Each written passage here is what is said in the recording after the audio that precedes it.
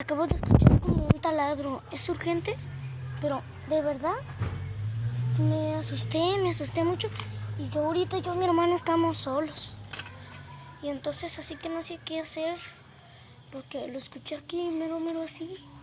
Se escuchó como así. Se escuchó así. Y me asusté. Por eso dije, voy a subir un video. Ya no he subido videos. Pero ahorita se me ocurrió la idea de subirlo. Porque sí se escuchó bien feo. Ok, adiós.